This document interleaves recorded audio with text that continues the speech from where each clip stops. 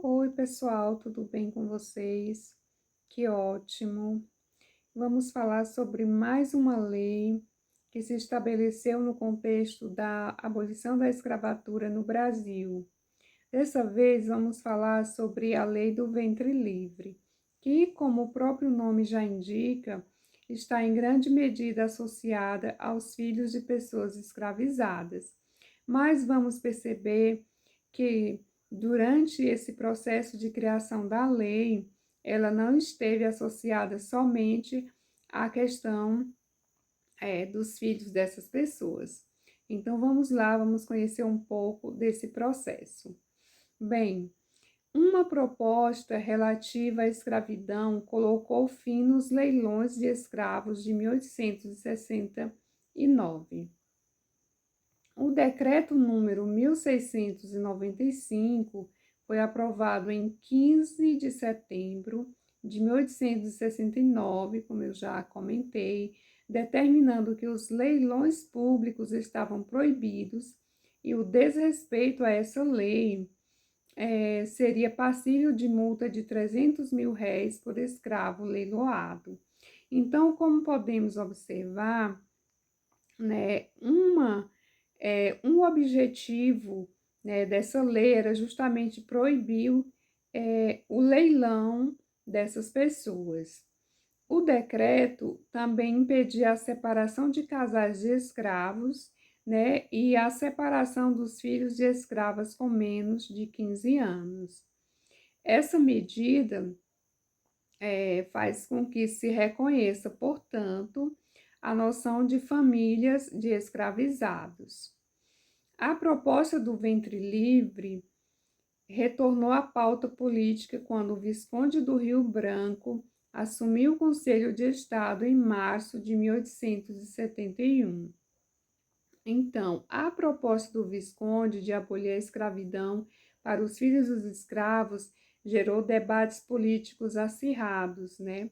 De forma que o historiador José Murilo de Carvalho afirma que os registros dessas sessões descreveram verdadeiros tumultos.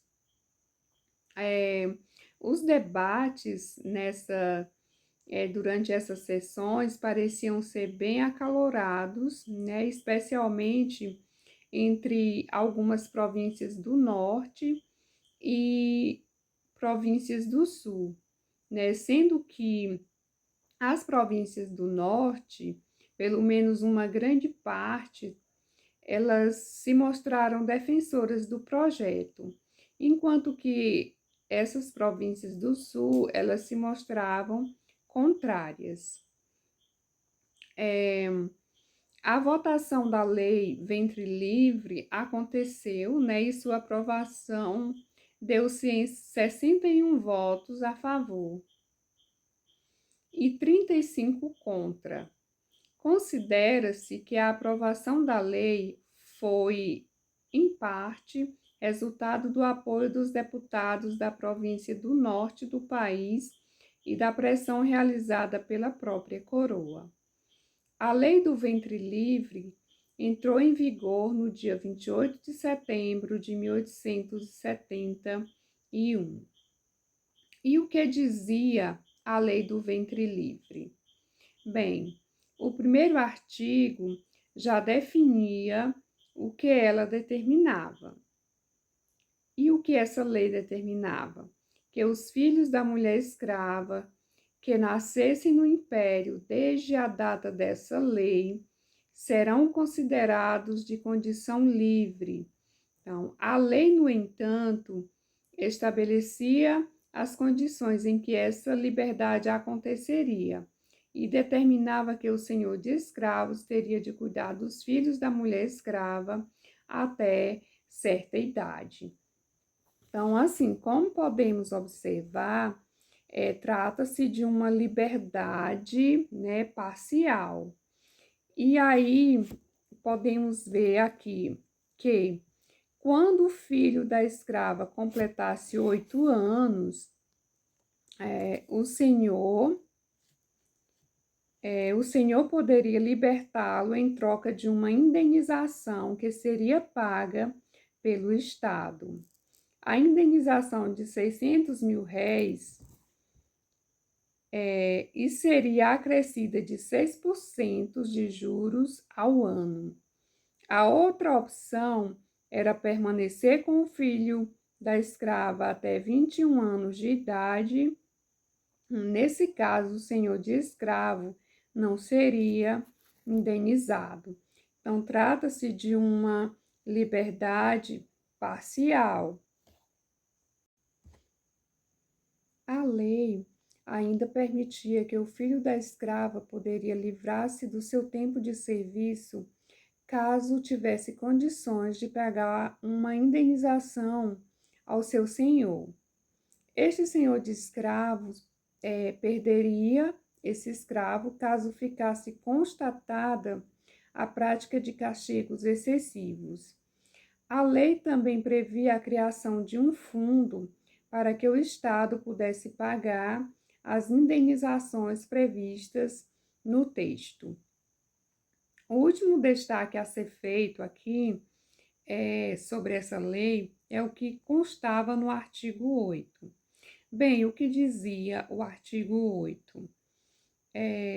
De acordo com esse artigo, tornou-se obrigatório que os senhores de escravos registrassem os seus escravos em uma matrícula que seria criada pelo governo. Os senhores de escravos teriam até 1 ano para fazerem o registro e, caso não fizesse isso no tempo determinado, seus escravos seriam considerados libertos. Esse ponto da lei trouxe repercussões consideráveis no Brasil a longo prazo, como demonstra alguns historiadores, e entre eles estão a Lilia Schwartz e a Heloísa Starling. Essas historiadoras, elas colocam que antes da lei, os negros eram obrigados a aprovar a sua liberdade por meio de uma carta de alforria. Mas com a lei do ventre livre, esse ônus agora seria transferido para o senhor de escravos. Ele, sim, seria obrigado a comprovar por meio dessa matrícula que tinha posse de seus escravos. A existência dessa matrícula de escravos foi explorada pelos abolicionistas que vasculhavam os cadernos atrás de irregularidades nessas matrículas. Quando encontravam alguma, a justiça era acionada para exigir a liberdade do escravo envolvido. Bem, a justiça também era acionada para forçar senhores de escravos a aceitarem as indenizações para libertar seus escravos. A lei do ventre livre, no entanto, é preciso entendermos, ela era uma lei conservadora e foi criada com o intuito de prorrogar, de protelar o fim da escravidão no Brasil. Ela ainda foi redigida de maneira que não prejudicasse a relação do senhor com seus escravos.